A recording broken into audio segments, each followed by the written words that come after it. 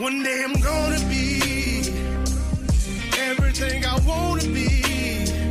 I don't let it get the most of me.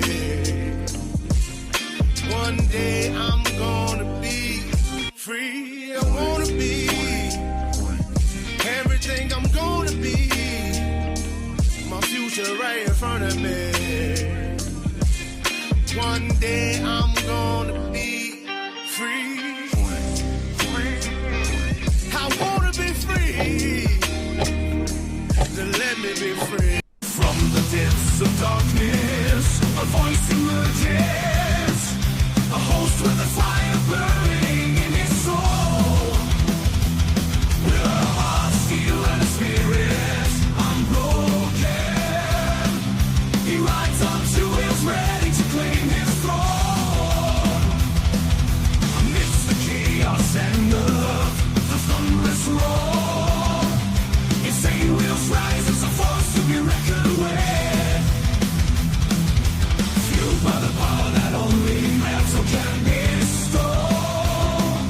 He takes his stand, refusing to submit.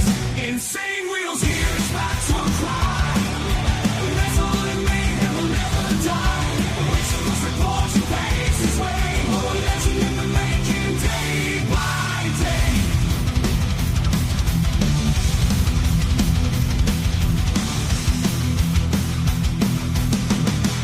Good morning, ladies and gentlemen. What a freaking crazy morning we've got ahead of us this morning. Let's get it. All right, so ladies and gentlemen, as you guys can see, DHS funding bill passes the Senate, as well as Pentagon is now weighing 10,000 ground troops to be sent over there in Iran. And then obviously on this Operation Epic Fury update we've got for you guys. So let me go ahead and give you guys a chronological breakdown of what we're going to be discussing this morning. There's a lot happening within the last 24 hours. So yesterday, by the way, Trump, this was breaking yesterday, just heads up. Trump says he'll sign an order to, quote unquote, immediately pay TSA agents. And yes, I believe that he already did that yesterday. But anyways, Middle East update. Stocks tumble in worst day since Iran conflict. That's bad news for anybody that's involved in stocks, including myself, by the way. And then we have Pakistan relaying messages between U.S. and Iran amid conflict. So it says here, Mo Yusuf, former national security advisor of Pakistan, actually joins up on the live stream with Fox to explain how Pakistan's role in negotiations between the U.S. and Iran, how it's being laid out. So very interesting. We're going to pull that up for you guys. Also, we have something very interesting here. I didn't actually see this, but he called, well, I didn't see the whole thing. I only listened to a little bit. But Trump yesterday, last night, he joined in on The Five. That's a Fox show. And he calls in and he had a, 30-minute quote-unquote interview or discussion about Iran. Well, they have a breakdown of Trump talks about the Ayatollah, TSA workers, stuff like that. So then 11 hours ago, this happened at 11 p.m. Central Standard Time, by the way, from me. Pentagon weighs sending 10,000 U.S. ground troops to the Middle East. Of course, that shit would be happening at midnight. Well, we're going to be discussing it with you guys today. Middle East latest as well. Trump tells Iran to, quote, get serious on negotiations. I thought he said that they were begging. Anyways, Trump pauses Iran energy strike for 10 days. Yes, Trump claims that, originally it was going to be 7 days, but then because he has gotten these 10 gifted ships of oil from Iran. That was one of the gifts that he claims that he received. I haven't seen that gift or any proof of it, but that is the claim. Because that gift has happened, Trump is like, well, instead of us being, on 7 days, we'll give you 10 days. And but I do think that might be a little bit of a ploy because he's setting himself up troop-wise. That's what I think. And then we have breaking just as of 2 hours ago, by the way, Senate approves DHS funding, and it excludes ICE and CBP, which is Border Patrol, by the way. And then we have, for the very last story, Vice President Vance hosts anti-fraud task force meeting. As you guys know, we actually talked about this task force being created and Vice President Vance being like nominated for the chairman, or I don't even know how that really fucking worked. But nonetheless, this is the very first time we're going to see an anti-fraud task force meeting.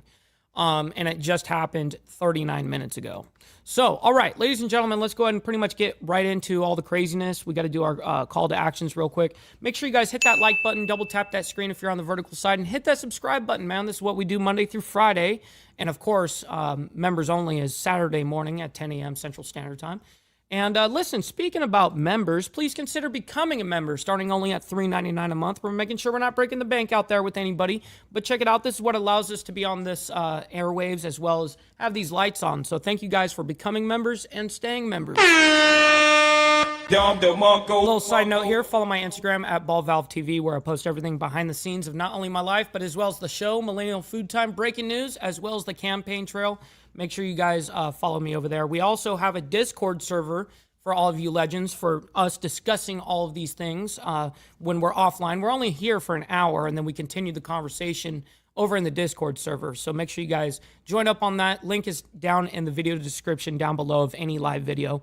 And last but not least, all super chats, super stickers, gifted memberships, and membership signups are, of course, going to be shouted out and presented live onto the show. But if you guys would like to skip that YouTube 30% brutal cut that they take from your hard-earned cash, by the way, we have these platforms that are scrolling around the screen, and you guys can donate to those at any time, and I get 100% of the proceeds. And guess what? We'll go ahead and read them out loud, just like a super chat. Now, speaking of the devil, I actually messed up yesterday. I'm not really sure how it didn't pop up for me. I never got a notification for it. And I was even looking through my emails. It's where I always look for donations. But for some reason, I missed it. So my man, Virginia Chaos, sent over yesterday $20 on the fucking Cash App and says, "Stop the cap, level Iran." Stop the cap. Hashtag Virginia Chaos. My man, thank you very much for that.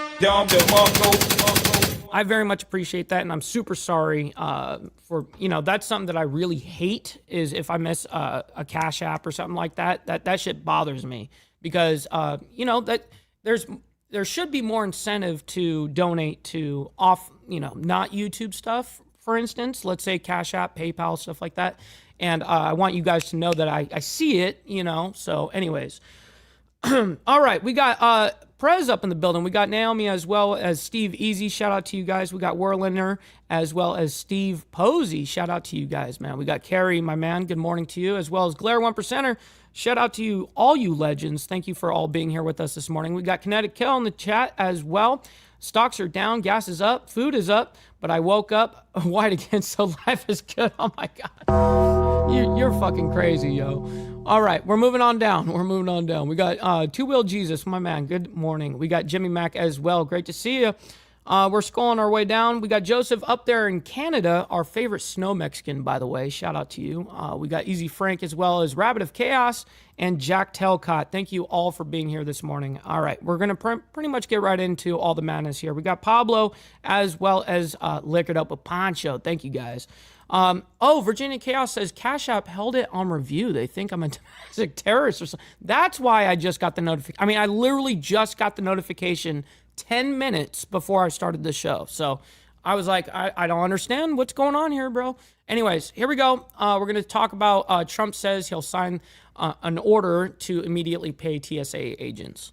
All right, very quick update, and I think that we all know this. Trump has already directed Mullen to go ahead and pay all the TSA agents. Here to live now from Fox, I am Andy Mack. Some major relief for TSA efforts, and not by the way of Congress. As President Trump said, he would sign an executive order to pay some of those Transportation Safety Administration agents to potentially open up some of those lines, those long lines at airports. As you can see there, a post from the Associated Press, Meg Kennard, saying Trump will sign an emergency order to pay TSA agents agents as Congress struggles to reach a funding deal. And we've seen so many headaches at various airports around the country as Congress struggles to reach a deal to end the budget impasse that has jammed airports and left workers without paychecks. Trump's announced his decision on social. So what they've said is if they don't get paid by today, that will be as of today is today's supposed to be payday for TSA or for all of them, whatever. So it's going to be $1 billion of missed payments to workers, federal employees, since this whole shutdown with the TSA not getting any funding from DHS. A meeting saying would quickly stop the quote chaos at the airports, and this will pressure mountain. I'm not very sure on that. I think it would be all, but yeah.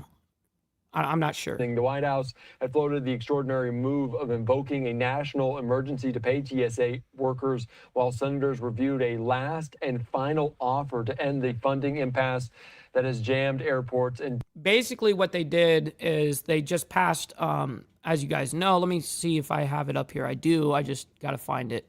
Let me see. Let me find it. For some reason, it's not popping. Oh, there it is. No, that's not it. I'm looking. Senate approves DHS funding, excludes ICE and CBP, which is Border Patrol. So basically, they approve DHS funding, but that excludes, not including, ICE and Border Patrol. So very interesting. Disrupted travel. Democrats have been refusing to fund the Department of Homeland Security as they demand changes to rein in President Trump's immigration enforcement. What's up, Fidel? Great to see you in the chat, man. Hopefully you're enjoying your Friday morning. Operations. Trump, during an event at the White House, warned he would step in if Congress failed to ask. The Senate has come to a standstill. Senators ready to leave town for their own spring break, but prepared to stay all night to reach a deal. Senate Majority Leader John Thune said enough is. What's up, Sterling Will? Shout out to you and happy Friday. I know that Friday is actually irrelevant to you as a trucker, but I'm just saying, hopefully you're enjoying your Friday so far. Enough announced he had given his final offer to the Democrats. Thune did not disclose details of the new framework, but he said he picked up on what had been the Republicans' offer over the weekend before talks with the White House and Democrats had broken off. And this, as the president also posting this on social media, talking about Democrats, saying, quote, this is what I saw yesterday. Refusing to fund immigration enforcement unless the Republicans to agree to their open border policies, which will never, ever happen again. They almost destroyed our country. 25 million people entered from different areas because the Democrats have recklessly created a true national crisis. You mean 2029, but yes, I'm sure that was a typo. Using my authorities under the law to protect our great country, as I always. Holy fucking shit. We're talking about a humongous banger that Sterling Will just dropped. I mean, like, what? Sterling Will dropping 10 gifted memberships for the Insane Wheels family, man. Fuck, man, let's get it. Very much appreciate that, my man. Fuck, that is awesome. I'm always, shocked on some big donations like that. Very much appreciate that. Make sure you guys also, by the way, I don't know if you guys know this or not, but Sterling Will is also a live streamer. Make sure you guys go over to Sterling Will. And he's a great conversationalist. He's definitely somebody that is on our thinking playing field for 1,000% sure. Therefore, I'm going to sign an order instructing the Secretary of Homeland Security, Mark Wayne Mullen, to immediately pay our TSA agents in order to address this emergency situation and to quickly stop the Democratic chaos at the airports. It is not an easy thing to do, but I'm going to do it. I want to thank our hardworking TSA agents and also ICE for their incredible help they have given us at the airport. So a major move bypassing Congress to get this done. President Trump. What's up, Bill Castle, my man, over there in the state of Washington? Hopefully you're enjoying your morning so far. Saying that an emergency order will be in place. He will sign that to pay those TSA agents that are going on the better part of 6 weeks now without any money in those. Yes, today would be what is payday for them right now. And I haven't gotten the word yet that they have indeed been paid today, but we're going to find that out obviously within today and tomorrow. We'll figure that out if they actually did get paid, because Trump did already advise Mullen new DHS secretary to go ahead and pay all TSA agents. So anyways, we're going to move on. Middle East update. Stocks tumble in worst day since Iran conflict. That is terrible fucking news. I think that we all need to embrace our fuck-ups in these moments. You know what I mean? Just, we got to embrace it. Beat yourself up over past mistakes. You are going to fuck up again in the future, quite possibly in a most spectacular fashion. Why worry about yesterday's fuck-ups when you have tomorrow's fuck-ups to look forward to? You are a fuck-up, and fucking up is part of your growth process. Embrace the process. Embrace thy process, everybody. Yes. Sterling Wheel also coming in with the 420, one of our favorite numbers on the planet, by the way. There's only one more number that's better, but I'll reserve myself. All are welcome in the Church of Wheel. Yes, sir, that is facts. Oh, shit! Oh, that is facts. We have a great time over there, my man. We have Uncle Fester, my man. Shout out to you. Hopefully you're enjoying your Friday morning. Great to see you in the chat, my man. It's been a minute.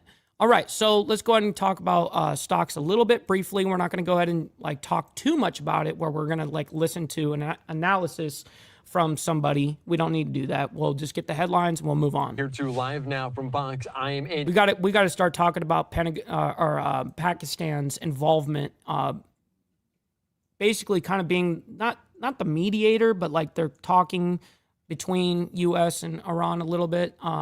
Being a liaison to an extent. Mac, before President Trump said he would extend or delay a threatened strike on Iran's energy infrastructure and also extend the deadline for Tehran to reopen the Strait of Hormuz, it was a rocky start to the day for the markets as stocks fell sharply, oil prices rose. And this was the look at it as the S&P 500 slumped 1.7% for the worst day since January, is back on track for a fifth straight losing weeks. But obviously, as the market closed, still down some 500 or so points. That was when President Trump sent out this post on social media. Listen, I'm going to be honest. When it comes to this whole stock stuff, I don't cater to human emotion and geopolitics and stuff like that. I'm just going to be honest. This is when you have the biggest wealth transfers that happen, whether it's during warfare and or during depressions and stuff like that. When everything crashes, it's the people that are continuing to invest even during times of uncertainty like this. Theoretically, I'm down on some of my stocks right now, for instance, but it doesn't even bother me. I just keep investing. So, and that's how compounding interest works over the course of time. Yes, I might be down a little bit right now, but I promise you the S&P 500 is not going to crash to zero. It's not going to happen. You know what I mean? So even if it went all the way down to, $50, let's call it something stupid.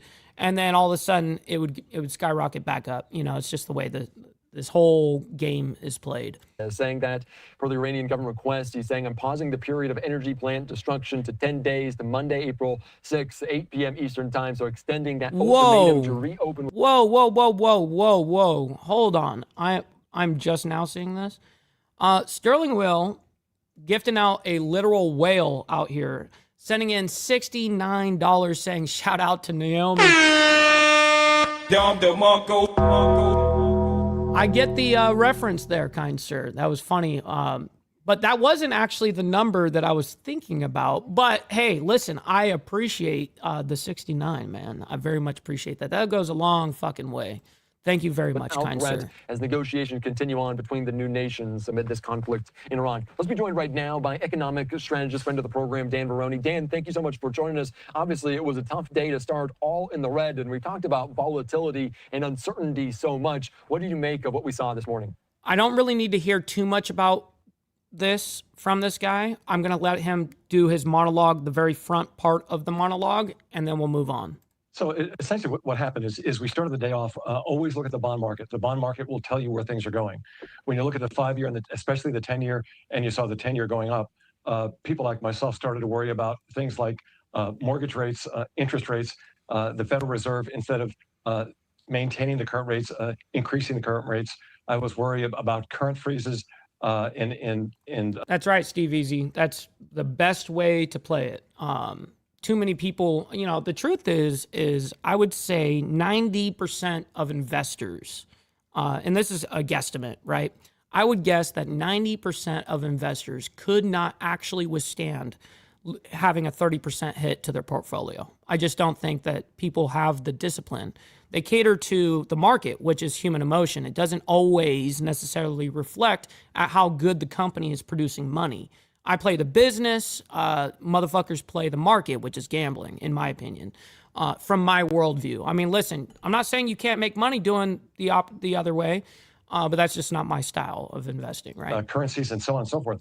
But as the day went on, I started to get a little bit more confident that things were going to turn around. When the president made that statement, the market started to turn a bit. And now that we're in after hours looking at Dow futures, they're in the green, up 150. So more promising at the end of the day than it was absolutely at the start of the day. How much are investors hanging on those Truth Social posts from the president because investors seemingly do not want to see this because with oil prices on the rise, that impacts everything else. How much are they hanging on every syllable, every letter the president puts out? You know, let's first start by saying, Andy, this is the way things go. The markets hate uncertainty. And since the conflict in Iran has begun, there's been uncertainty day after day. And again, I'll tell you that we need to pay close attention to the bond markets. What's up, Charles, over there on the Facebook side of things? Great to see you. Hopefully you're enjoying your morning as well. Yeah, exactly, Charles. And you know what's funny is I actually have a picture here somewhere. Let me go ahead and find it. I made a graph. This is right here showing the U.S. purchase USD, which is, you know, obviously our paper money, purchasing power from this is January to September, so of 2025, right? This is just an example. And then the gold line is the purchasing power of gold over this course of time. So as you can see, that slight decline of the blue line going below zero is what our dollar was doing in the beginning of 2025. But nonetheless, gold has dropped as well. So has silver. There's been pretty much a crash on pretty much everything at this point. But you got to think long term. You can't think the immediate or tomorrow or what I could sell it for right this second. You can't think that way. Right now, I'm not sure the bond markets necessarily believe what they're hearing, but the stock traders and the investors do believe it, and they're relieved. So I think that over the long term, meaning if we get to a week or 10 days or 2 weeks and things have stabilized, I think the bond markets will say, now we're seeing this as believable. And then you'll start to see interest rates come down, investors be far more confident. And can we get into why the bond? All right. So no, we're not going to go into any further there. We already discussed it. We understand what's happening here. We're going to move on. Pakistan relaying messages between the U.S. and Iran amid this conflict, by the way. Originally, you know, there was talks about Turkey being involved in that. But yeah, as we all know, Turkey definitely plays both sides of the fence. They speak on both sides, out of both sides of their mouth. It's historically what they just do. So anyways, now we got Pakistan that's relaying messages. Welcome back. I'm Austin Westfall. On the sidelines of the war in the Middle East, there are back-channel discussions going on diplomatically. We are hearing that the country of Pakistan says that it's helping relay messages between the U.S. and Iran. So earlier today, I talked with Moeed Yusuf. He was the 9th National Security Advisor to the Prime Minister of Pakistan. And what's up, Carney? Shout out to you. Hopefully you're enjoying your Friday morning. He's currently a senior fellow at Harvard's Kennedy School. I started by asking him about the back-channel talks and if the news reports that are coming out about those talks. Yes, that's very true, Virginia Chaos. Usually you see, you do see a gold and silver go up during times of crisis right now. But what's actually happening is gold and silver is acting like as if this war is not even really happening.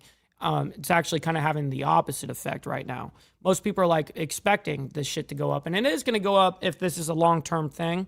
But nonetheless, that's not really, that's neither here nor there. But we got Virginia Chaos, by the way, sending in $4.20 on the Cash App, saying early morning start. Yes, sir. I very much appreciate that. Thank you very much. Shit goes a long way. Thank you guys for making it rain in the Cash App and on YouTube this morning. Thank you guys. And defer from what's actually happening in real time. Here's our conversation. They always do, right? These things must happen behind closed doors. Now, this guy right here, this is a Pakistan or a former national security advisor for Pakistan, right? So Here we go. I think privacy is important to some extent, but at the same time, in today's world, when you get this kind of information, you can't discard it, you can't disregard it. So this is happening. It's quite clear now that Pakistan has actually played go-between. I would say. What's up, Cameron? Good morning and happy Friday. That's the right word to use. The US put out the 15-point plan, which is also in public eye now. We know what Iran thought of that. I think Iran's also sort of. Oh shit, my bad. I can't see it from my side, so thank you for letting me know. We got Carney and Sick that rated us this morning. Let's fucking go, dude. It's getting crazy out here. Very much appreciate that, Sick, and as well as Carney. Given a 5-point rebuttal, if you will. And Pakistan's been out there offering a venue if they want to have direct conversations, offering to play go-between. And I think that's exactly the kind of role countries who have a direct line to the US president and to the Iranian leadership should play. And unfortunately, there aren't many who have strategic importance in the region as well. I got you, Virginia Chaos. Why are you gay? You are gay. Pakistan's tied at the hip to this conflict, if you will, without really being part of it. A neighbor of Iran, a very close relationship with the US president, and a very close relationship, in fact, a defense pact with Saudi Arabia and a close partner of Turkey and Qatar and the other Gulf states. Qatar. We got Motobomb Virginia in the chat. Great to see you on this Friday morning. And by the way, thank you guys for hitting that like button, by the way. It goes a long freaking way. Double tap that screen if you're on the vertical side. Thank you guys. Makes it the ideal player. I think people also forget that Pakistan's had a lot of experience doing this kind of global chessboard mediation, if you will. Pakistan was the country that opened the door for the U.S. rapprochement to China. What's up, Tiffany? Good morning to you. Henry Kissinger's famous visit in 1971, that was through Pakistan. And so, it's done this before, and it's doing the right thing. Whether this will yield any results, it's unclear. There is no direct talk that has happened as such. They haven't sat across the table. Right. There's no face-to-face happening, but there is, hey, I'll relay the message kind of thing. I really don't care to go super, super far into this conversation with this guy, going to be completely honest. We already know what the straight looks like and what it is, and we've already discussed this many, many of times. We're going to move on. All right. Just know that they're relaying messages at this point. Nothing can go wrong from this.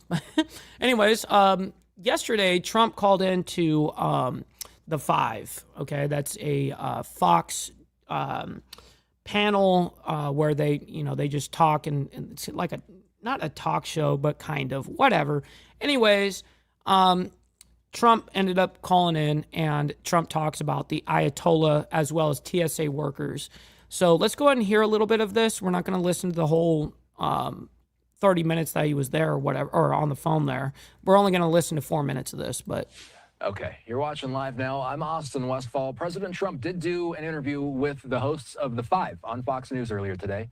The president joining by phone, he was asked about a range of topics that includes DHS funding, payments to TSA workers, also about the personal life of the new supreme leader in Iran. Let's watch.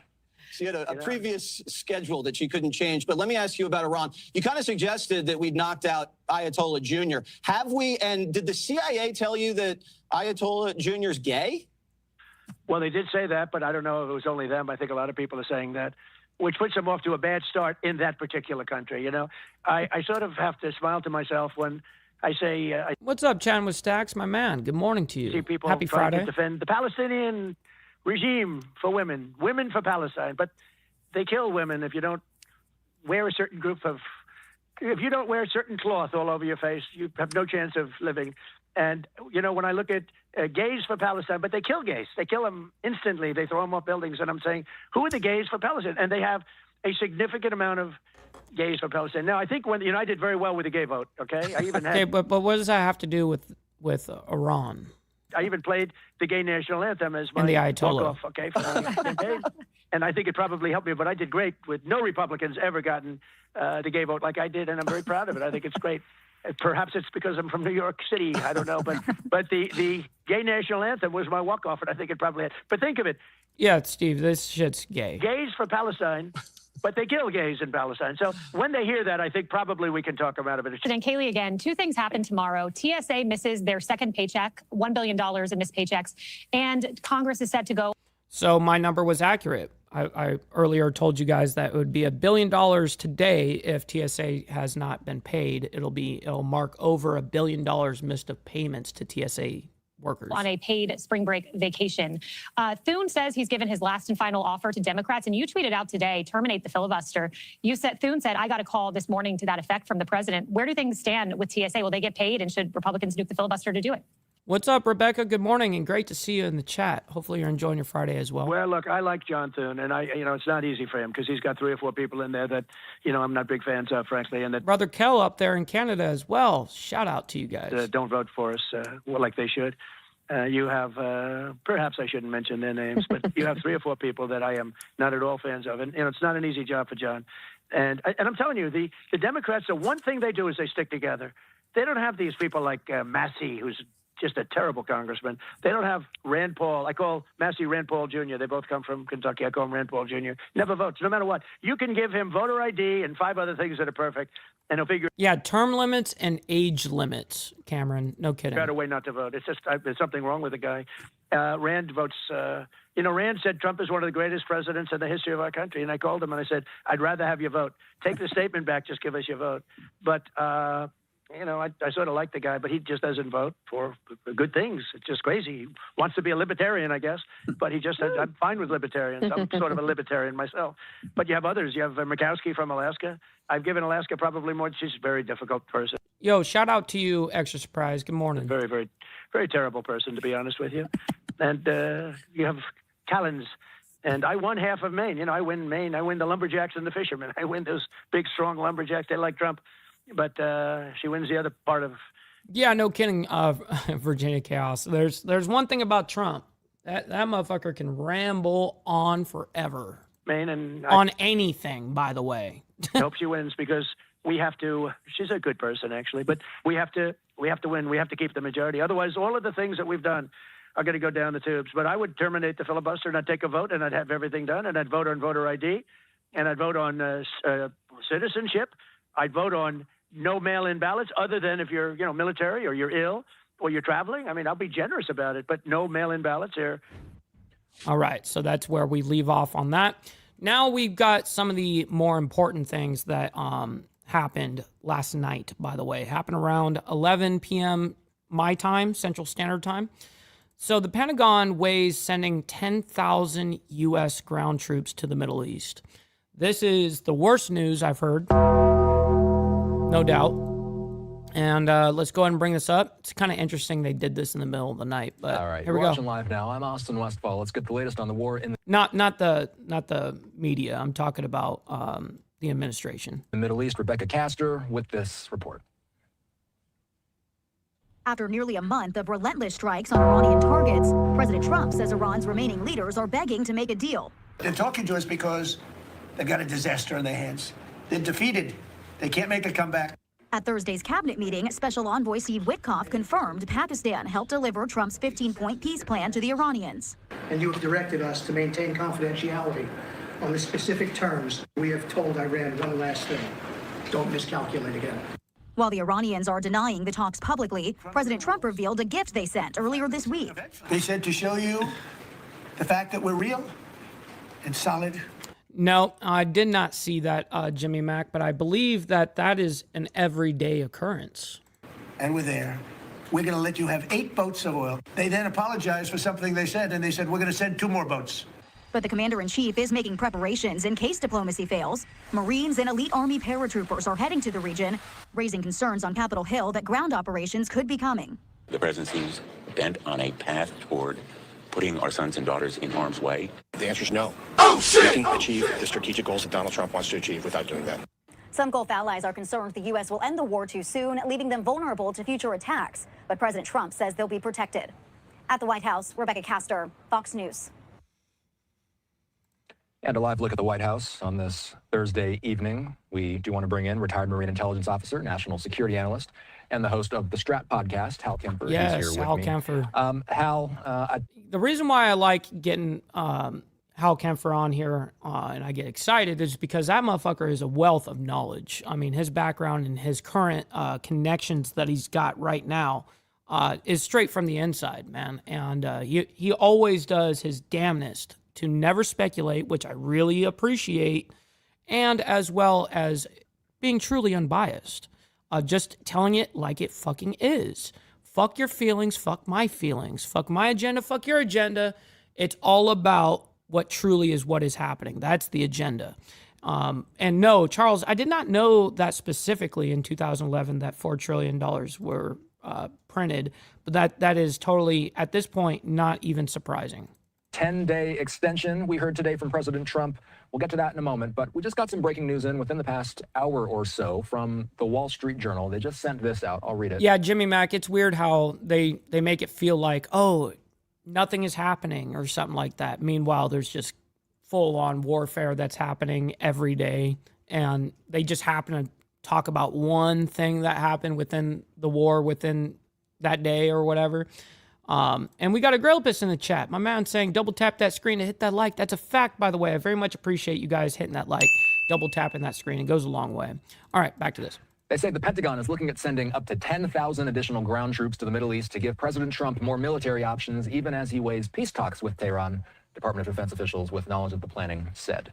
So, Hal, 10,000 additional troops. We were reading through the journal's reporting. It doesn't appear that it's clear what part of the military these 10,000 are going to become. Yeah, that's hilarious. Naomi, yeah, I still have the lighter. It's actually in my car. That's where it usually chills. From.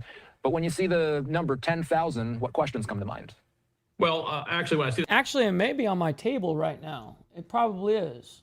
Anyway, the number 10,000, we're already sending the first 1,000 of what I thought was going to be 3,000 of 82nd Airborne, which is an immediate response force that we're sending over there.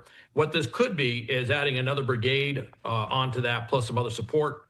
So that would bring it up to about 10,000, or it could be they're bringing in some other troops from somewhere else. But what that does is just deploying them in theater, not using them in combat, not using them to take anything, but just having them in theater actually changes the math for Iran and certainly for the IRGC, because now they're looking at a force that's big enough to take not only these smaller islands in the Strait of Hormuz and potentially Kark Island further up the Persian Gulf where 90% of the oil comes out of, but now they're looking at a force that, if combined with some forces from the GCC countries, particularly I'm thinking of Saudi Arabia, potentially could take Qasem Island and hold Qasem Island as well. And there certainly is a scenario in there without invading, the mainland, if you will, of Iran, which would be, all options are terrible, because the question is, are they going to take over islands, or are they going to take over or go on to the mainland? Now, let me go ahead and bring up this map that we keep referring to.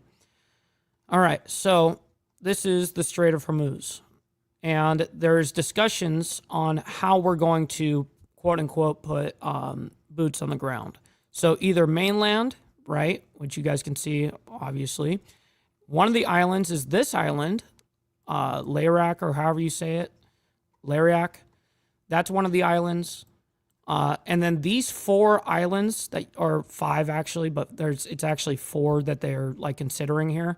And it's these 4 islands, the greater, whatever. I can't pronounce any of that. I can pronounce Siri. There's Siri right there. And then, of course, there's also the discussions of Karg Island, which is all the way up here. Now, I think that is all a bad option. Going on the mainland is a terrible option. That would be like another, in my opinion, like another Vietnam, where we think that we can go in onto their on their own environment and be able to take them out. You know what I mean? No, they're going to be able to outplay us in a lot of different regards. Then when you put people on islands, let's just say it's one or all or a couple, whatever, you think Iran's not going to know that it's completely taken over? And yes, you have air superiority or whatever they call it. You have all of that, but do you know how easy theoretically it would be to be able to target that? I mean, the mainland, dude, they can launch missiles from, not only just from the coastline, but all the way into the mainland. They can target any island there and just say, you know what, fuck it. We're we're just going to shit all over it right now. You know what I mean? There's too many risks in this shit. And all I can see at this point is putting our troops and our equipment in danger unnecessarily, just because we're trying to prove a point at this point. You know, we're balls deep in this whole thing, and if we pull out now and that's kind of accepting defeat, because we didn't automatically win. We didn't have a regime change. We didn't have a whole bunch of things, right? So that we could literally do, I hate it to sound very World War II-ish, but almost an island hopping campaign throughout the Persian Gulf, particularly in the Strait of Hormuz, and basically could take control of the Strait of Hormuz. And that 10,000 gives you that additional force structure you need as shock troops to. What's up, Charles Darwin from Down Under? Shout out to my man. Good morning to you. To basically take those types of those island objectives. So President Trump did have a cabinet meeting today. We heard a lot from the president and from some of his closest advisors. Today, we heard that a 10-day extension was announced by the president. Basically, just to give a little bit of background, President Trump has been saying that they will not strike energy infrastructure, basically. Oh, you know what, Naomi? That's a good point. We haven't even done the money part. We got to do it. Let's just get the money part over with. All right, just get the money part done. Give me money. Money me. Money now. Me a money needing a lot now. That's actual factuals, by the way. Denied. But I still love you guys. All right, back to this. Within Iran. Right now, President Trump says this 10-day extension is going to last until, I believe, April 6th, if I have it right. Is Trump striking an easier tone than we're used to with Iran? It's interesting. You almost hear like two different tones in the same meeting. On the one hand, you'll hear something that sounds, certainly like there's discussions, negotiations, there's consideration going both ways. He talked today about the present was the term he used for that the Iranians, not clear which Iranians, authorized initially 8 ships, 8 tankers to come through. And by the time it was done, 2 more were added. So it was 10 total tankers. My understanding is that some, maybe most, maybe not, I don't know, maybe all of the tankers were Pakistani flagged, but they were allowed to go through the Strait of Hormuz to get more oil out. Rather interesting, but that's on the, that's sort of it makes it sound like that things are toning down. On the other hand, the real world of what's going on out there is there's lots of strike missions, and the U.S. and Israeli planes are hitting a lot of targets, and in many cases they're going back to some of those more difficult targets where they have those underground missile cities, and they're hitting them again and again to take out the launcher systems in order to clog them up and slow them down. So you hear that, and then if you also see where 10,000 additional troops. You got 31st Marine Expeditionary Unit that's coming into CENTCOM's area of responsibility, I believe tomorrow. You got 11th Marine Expeditionary Unit that's steaming across the Pacific and the Indian Ocean, might be in days ahead, and then you have the first 1,000 of 3,000 82nd Airborne troops that may be in CENTCOM's area of responsibility. I'm not quite sure. And so on the one hand, it's I don't know if you call it a carrot and stick. I guess the carrot is that there's some level of diplomatic exchange, some level of language, not direct talks, but indirect talks going on.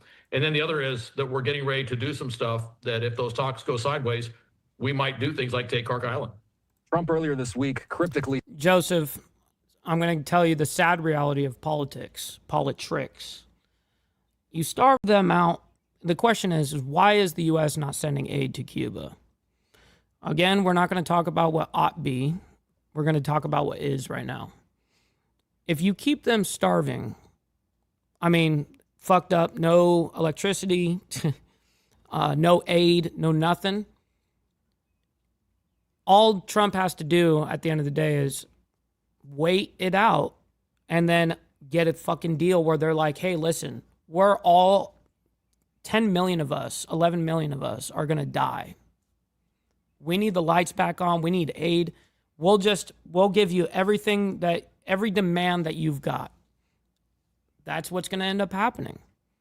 So that's to answer that. Said that Iran gave the U.S. a present, which we've now learned was the allowance of 8 boats of oil to pass through the Strait of Hormuz. Those tankers are under Pakistani flags, we're learning. How far do signs of good faith typically go with President Trump? That helps a lot. That actually was very interesting. And it says a lot that it was Pakistani flag. Who is our main interlocutor working with the Iranians, as far as we know? It's working with the Pakistanis. So they allowed these Pakistanis, not the first time. I should mention that the Iranians have let tankers and other ships go through. It absolutely, I would say every war and every type of shit like this, shape-shifting of the world, is a crime against humanity. The Straits, not a lot, but a few, and some of those were Pakistani flags. So does seem to be some sort of rapport going here with Pakistan, that some sort of consideration given to Pakistan, and then at the same time, kind of, I guess you could call it a present or whatever. I'd say consideration to the U.S. and allowing some traffic to go through. Now, that's not oil that's going to come to the U.S., and a lot of people point out, it's like, so what's the point? That's great those tankers went through, but that oil is going to go somewhere else in the world. That's true, but at least it is some traffic going through. And you can be sure that when we're watching those tankers go through, we're watching very closely the way that they went through, trying to figure out the exact routes they're using. Because one of the big concerns we have is of sea mining. And there's a variety of different sea mines that can be used. Some sit on the ocean floor, and it's not that deep in the Strait of Hormuz, and they sense anomalies, magnetic or movement or something on the surface, and they'll launch a sea mine up to attack a ship.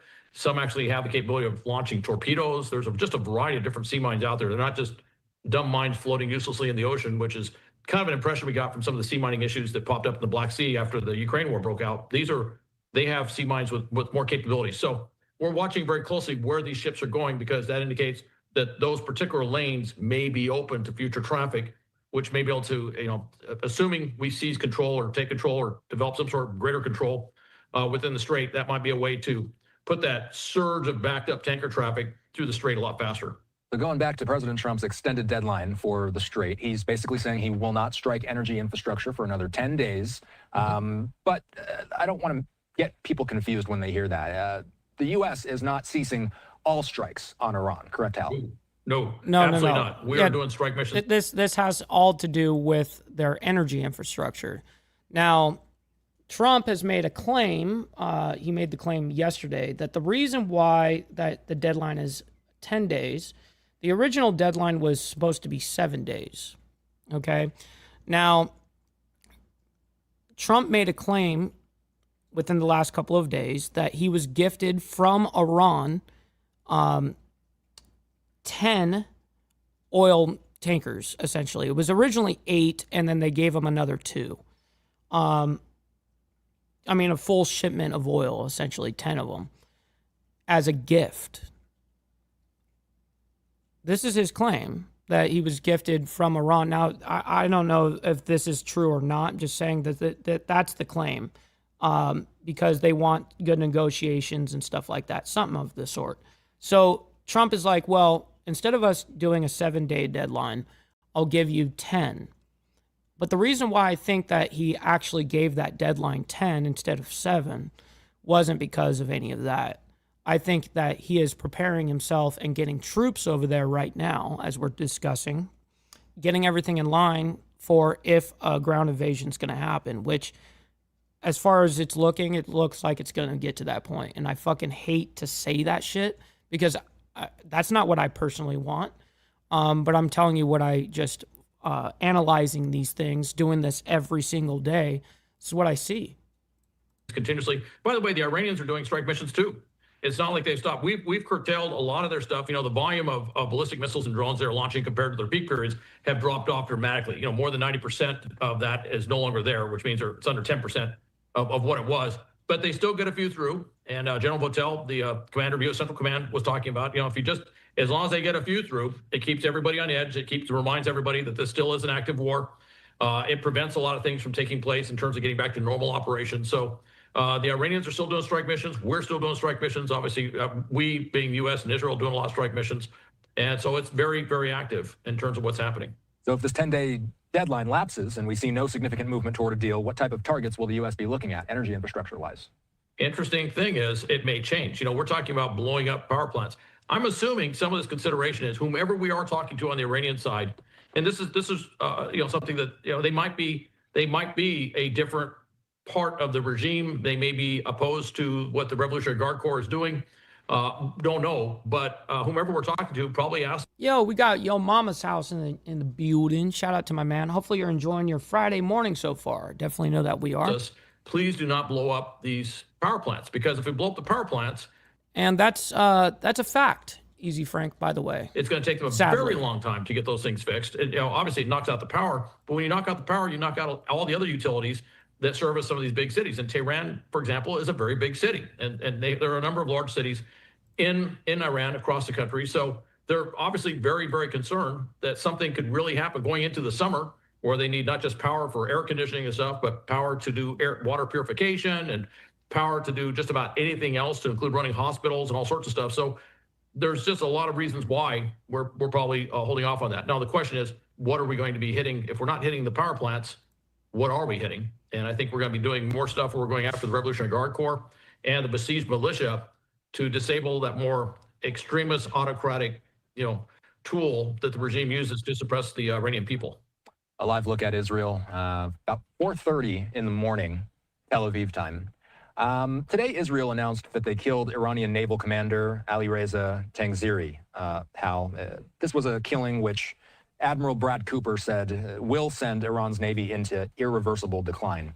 If you could put it into words, how much damage has actually been done? What's up, brother? So loud, my man. Good morning. To Iran's Navy since the war started? I want to say over 90 major combatants ships were taken out. That's pretty much their Navy.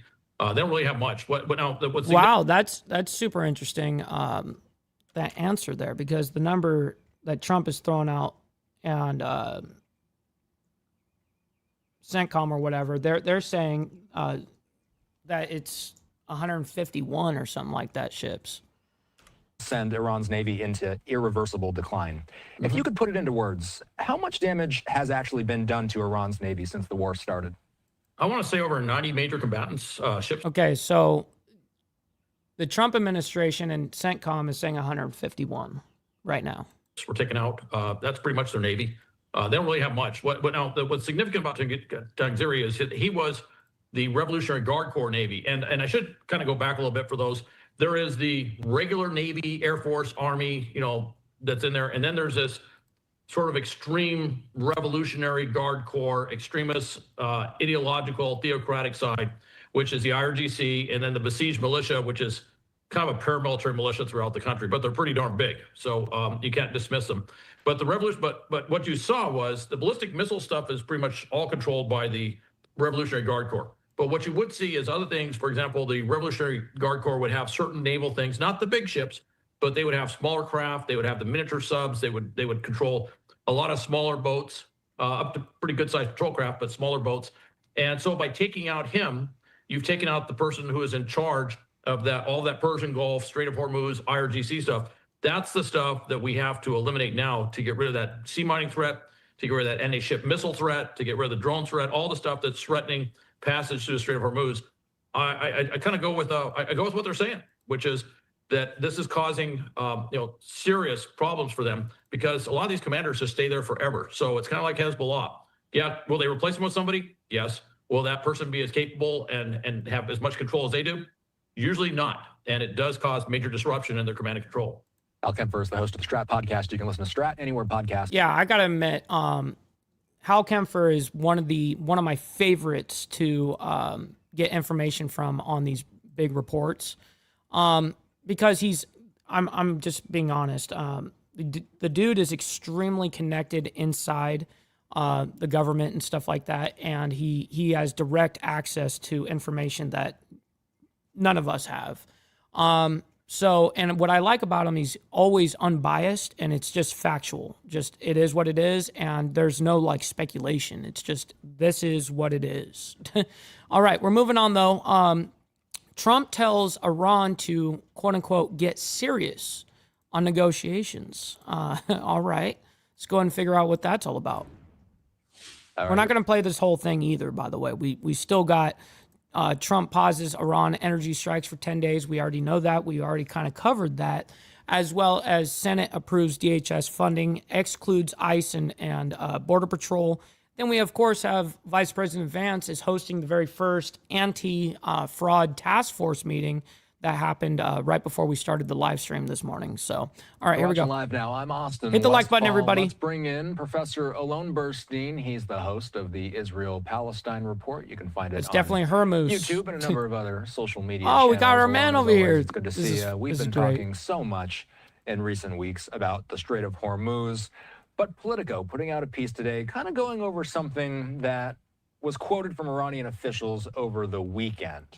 They said, and again, I'm reading reports from Politico, that the Iranians have made sort of a loose threat, saying that there could be a completely different shipping route that they might target if their demands are not met in this fight. So, Alone, if you can, on your map behind you, let's look at what other avenues the Iranians could have to target. Obviously, we've spent a lot of Oh, man. I think without me even seeing this yet, I'm going to guess. We've been talking about this the last like 4 days straight. So the question is, what other shipping lane can Iran shut down to fuck up global oil distribution? And that answer is going to be down here by Yemen. This strait right here. This is what the answer is going to be. The Houthis, who run Yemen down there, the Yemen Houthi rebels, they control this whole area, this whole corner. And they don't have mines and stuff to shut down the strait, for instance, but they definitely do have access to, whether it be drones, whether it be missiles, stuff like that. They can absolutely still choke point this whole fucking thing and shut it down. So this is my guess. I'm not sure of the answer, but I'm going to tell you that this is going to be my guess, that this is what's going to happen here. So let me go ahead and bring this up, and we'll allow him to continue. I'm talking about the Houthis in recent years. Yup, I just called it. Good to see you, Austin, as always. And yeah, Iran has escalated this in an interesting way, because really what we've been talking about until now has, as you said, been the Straits of Hormuz, which, if I zoom in on the map here, is this bottleneck point over here. And once again, just to remind viewers, the reason why that is so important is because virtually 25% of all of the world's oil and natural gas exports coming from Saudi Arabia and Kuwait and Bahrain and Qatar and the United Arab Emirates and Iran and Iraq all go through this area. And because Iran has this chokehold, that's been our focus. But what Iran did today is tacitly, and then also more explicitly, threaten another chokehold. And if I zoom out on the map and move down, they are talking about the Bab el-Mandab Straits, which are these areas over here. That's exactly right. That pass into the Red Sea. Now, the reason why that is interesting, when the war broke out, everyone was expecting all of Iran's proxies to retaliate immediately. And you and I were talking in the first days. Right. And up until now, the Houthis have not gotten themselves involved at all. Zero, but they've kept this on the back burner. They knew that they could have this card in the back pocket and really fuck up the global market of oil. I was at Hezbollah, didn't retaliate immediately. It took it about 2 or 3 days, and then they started to retaliate. Who has been silent, entirely silent, and we can see where all of the war is happening up here. Nothing down here are the Houthis. The Houthis that are a close Iranian proxy, not a direct arm like Hezbollah, but a close ally, control this area over here. Throughout the war between Israel and Hamas, the Houthis were very, very prominent in shutting off this trading route. Now, this is not like the Straits of Hormuz. This does not have 25% of the world's oil reserves going through it, but it does have, give or take, 10 to 12% of all of the world's commerce, not just oil. All shipping. Wait, I need to hear that again. That exact 25% of the world. Whoa. This trading route. Now, this is not like the Straits of Hormuz. This does not have 25% of the world's oil reserves going through it, but it does have, give or take, 10 to 12% of all of the world's commerce, not just oil. Right, all of the world's commerce, whether it be containers, just normal stuff like that. All shipping goods, everything coming from China, going all the way through to Europe, goes through here. When the Houthis shut that off by essentially attacking ships in this chokehold. I didn't actually know that that's where China goes to get to Europe. I actually didn't know about that lane like over that. Here, it caused major international commerce alerts and pressures and prices to rise, and eventually led to a coalition that was led under President Biden at that time, and then eventually to a ceasefire agreement between President Trump and the Houthis to stop these attacks. What Iran is... You know, Onyx, you've been blabbing your fucking fat fucking mouth for a little bit here, and you're actually boring me at this point, so I'm just going to ban you.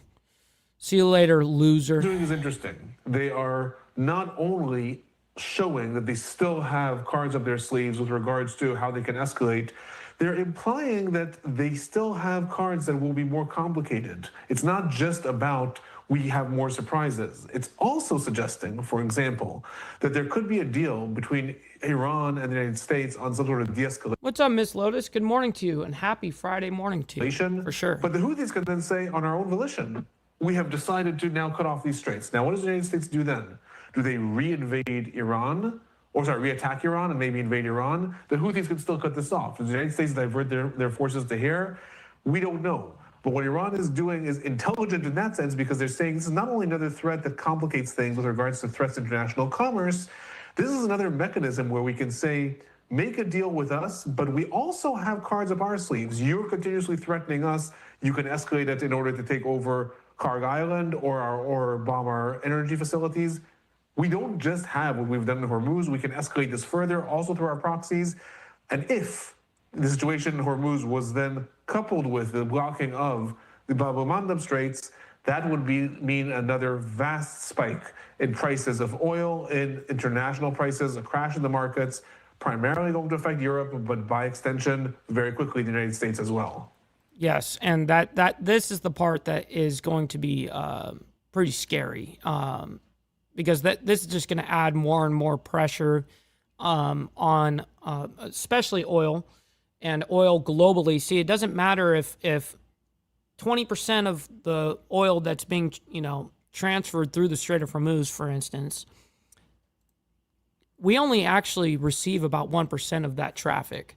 But so people are like, well, why is gas prices going up, blah, blah, blah, if there's only 1% of, here's the deal.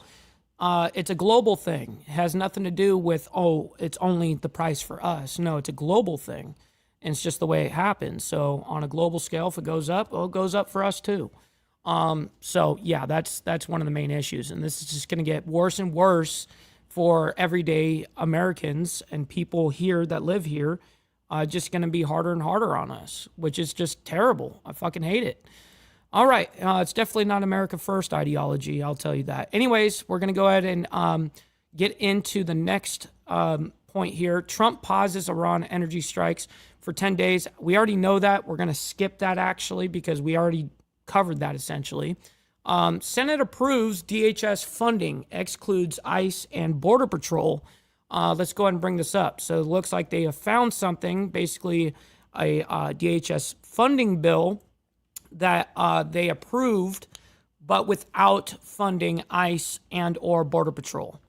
From Fox, my name And is this just came out a couple hours ago, by the way. And we start this morning with breaking news that the Senate has approved funding for TSA. We give you there a live look at our nation's capital, 7 o'clock there.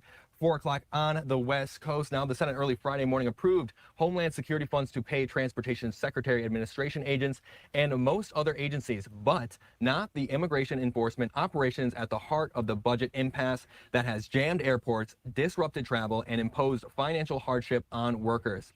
Now, the deal, which the Senate approved unanimously without roll call, next goes to the House, which is expected to consider it today. Now, there is still a lot more to go here in this process with this ongoing struggle that lawmakers have had to approve this funding. This is where we want to bring in our former DHS advisor, Chuck Marino, on here. Yes, that's very true. We are on overtime, by the way. So listen, you guys don't have to like all this craziness that's happening around the world, but you guys can like it and like this video for what we do here. So thank you guys. To talk more about this. Now, this is a positive step now into making a deal, but still a long way to go, Charles.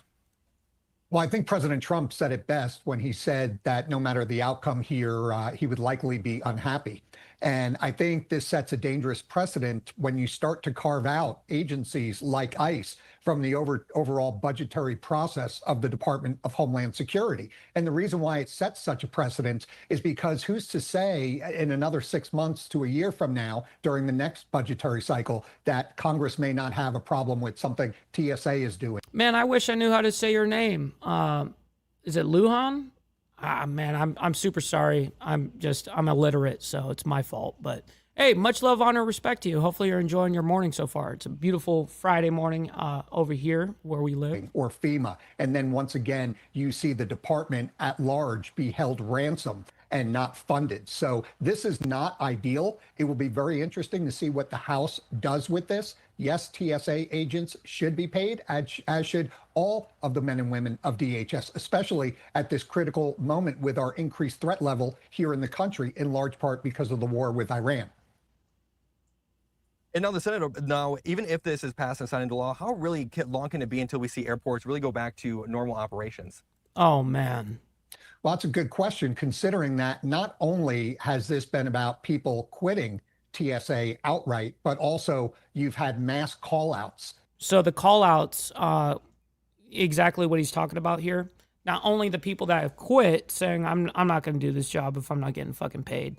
The ones that have stuck it out, the numbers went up to, as of last night, 50% of all TSA agents are calling out. Like, oh shit. Like, that is, we're talking humongous numbers. Not reporting to work, essentially not resigning, but not showing up to work Exactly. either. So it's going to take quite some time to get this machine in security screening up and running to the level that it was prior to the shutdown. But either way, TSA still has a problem with manpower because they have lost close to 1,000 agents across the country. And then, Charles, we're just taking a look here at Bush International over in Houston, and this checkpoint that we are looking at on their official website, Terminal A South, says that's still a 240-minute wait time.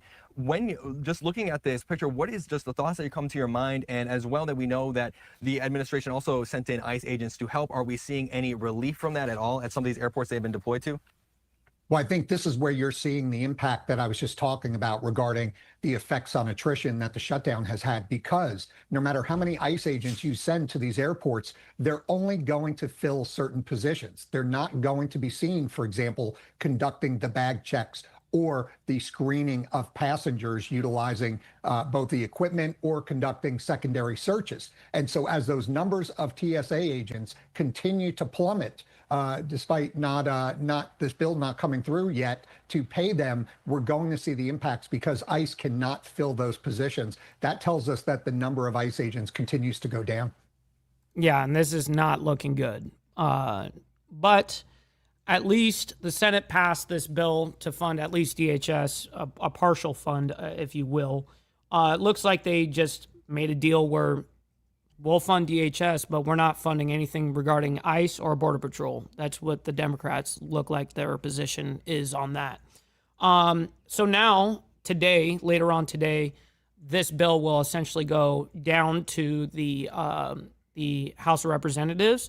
Once it gets voted on, and if it passes, then it'll go to the president, you know. So anyways, that's where we're looking at for this. So let's get into our last story here. Vice President Vance hosts anti-fraud task force meeting. This is the very first one, I believe. Let's go ahead and bring this up. And as you guys know, this new task force, quote unquote, for fraud, I don't know who did the nomination. Maybe it was Trump. I'm not really sure. But that Vice President Vance would be the chairman of this anti-fraud task force.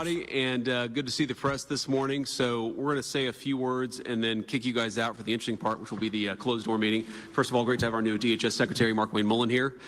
Great to have Colin McDonald here, who has been confirmed but not yet sworn into his new position at the Department of Justice.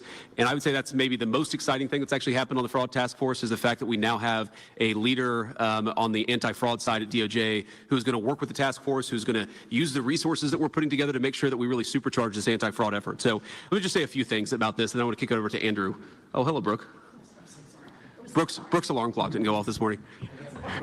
So here's the basic problem that we've had in this government going back for probably 30 or 40 years is that you've never had an administration that has really taken this seriously until the president put us really from day one of the Trump administration who said we have to take the fraud issue seriously. And a lot of the anti-fraud protections that existed in our government for a very long time were actually turned off by the Biden administration. So we think fraud has been a problem for a long time. It became a massive, massive problem under the Biden administration. We're going to do a number of things. First of all, we're going to turn back on those anti-fraud protections so that all of these cabinet officials are looking at what's going on and focusing on it. The second thing is that we're going to take a whole of government approach. So much of what's going to make the anti-fraud task force work is that we're communicating across different departments. So when Bobby Kennedy is talking to Scott Bessent about things that he's seeing in Medicare and Medicaid, when Scott is seeing things at Treasury, when Brooke is seeing things at Agriculture, when Scott is seeing things at Housing and Urban Development, what we're going to actually do is force the bureaucracy to take this seriously and work together as political principles to make sure that we stop allowing fraudsters to steal the American people's money. And that brings me to my final point before I'll kick it over to Andrew, who is leading this anti-fraud task force. This is not just theft of the American people's money. This is also theft of critical services that the American people rely on. Some of you have heard me tell the story before, but I think that the autism scam that we've seen in the Somalian parts of Minnesota really illustrates well what's been going on across whole layers of our government. So you have a program set up under Medicaid to help autistic children and their families get the resources that they need, because of course we know that when you have a kid who's on the spectrum, it requires a little bit more help, a little bit more services. And so the government, Oh, now I'm fucking jealous, Claire. You motherfucker.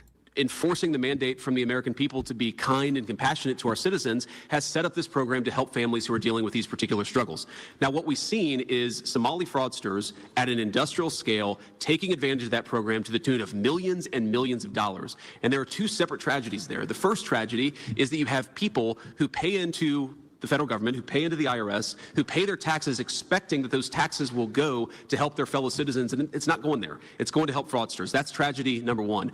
And the more important tragedy is that you have families who need these services. It's a California burger spot, Charles. It's a burger joint. It's super bomb. Who are unable to get them because people are getting rich. But they happen to have, like, I don't know, one or two of them over there in Dallas or somewhere, not just there, I mean, somewhere in Texas. Off of fraud schemes instead of making sure that autistic children and their families get access to these resources. And unfortunately, that story, while it's very concrete and very obvious what we're seeing in Minneapolis, it is replayed again and again and again across many states and across. You got to get chopped chilies and and grilled onions. I always got to get the chopped chilies on that motherfucker. Many different programs. It has to stop. The President of the United States has ordered us to stop it, and that's what this task force is going to do. So without further ado, I'll kick it over to Andrew, who will talk about some of our work here today. But the most exciting thing is that this task force is finally stood up. We've got allies at Department of Justice now who are going to take this thing by the horns. We've got allies across every major significant department, and we are going to stop the fraud that's being committed against the American people. Andrew. Thank you, Mr. Vice President. I'd like to begin by thanking President Trump and the Vice President for the confidence they put in me to help lead the task force. America is the most generous nation in the history of the world. For decades, Americans have turned over trillions of their tax dollars to social welfare programs to help their neighbors and fellow citizens through hard times. They've done so on the basis of social trust, the belief that their governments, state and federal, will do the right things with their dollars and that their fellow citizens will honestly protect. Yes, and by the way, Blair, when you get Jack tacos and you're like half in the bag or maybe completely in the bag, that's when you order like 15 of the motherfucking tacos. You know what I mean? Oh, they're bomb. Participate in these programs. Fraud shreds the social trust on which these programs and our entire nation depend. This fraud crisis is thus existential. If we fail to address it, the fabric of our nation will swiftly unravel. And the American people feel like they are getting ripped off, and they're right.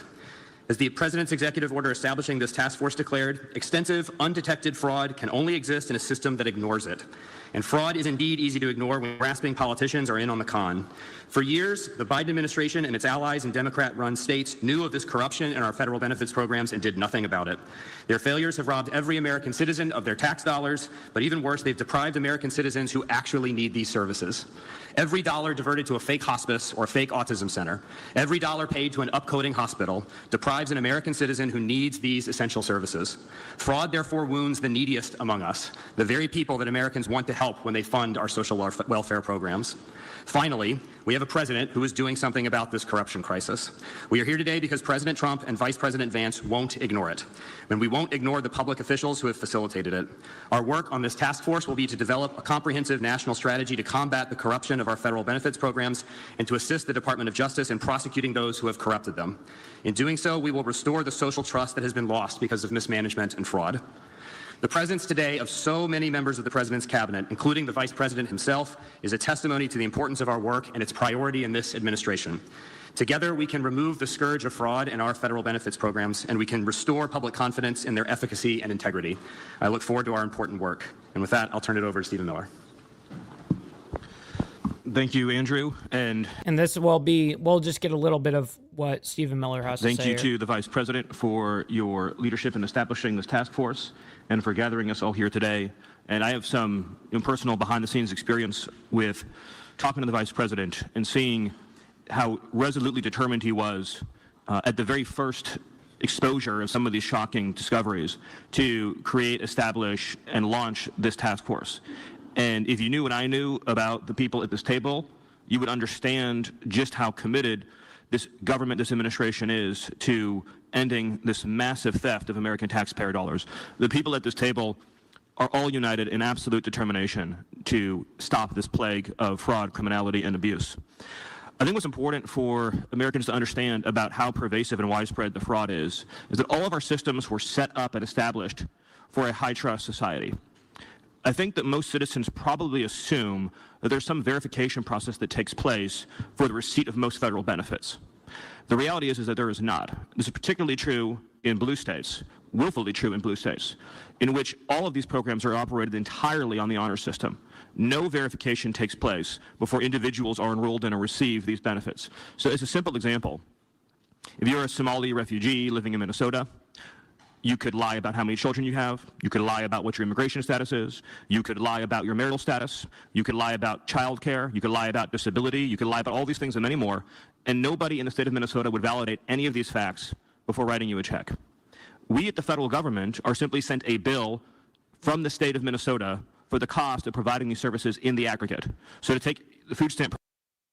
Yo, we got my man Chris Lestrange down there from South Africa. Shout out to my man. Hopefully you're enjoying your Friday afternoon / evening for you. Program as an example. Great to see you, SNAP, man. And that, of course, is administered by Secretary Rollins. We do not know the names of any SNAP recipient in the state of Minnesota. We just get a blank check. We have asked the state repeatedly and tried to compel the state unsuccessfully to turn over their SNAP enrollment rolls so we could ascertain such basic facts as, are these people even legally eligible to receive these benefits? And the state has refused. Absolutely, categorically refused. And in fact, the state has spent millions of dollars in court for the singular purpose of trying to prevent the state from ascertaining the identity of a single SNAP recipient in the entire state of Minnesota.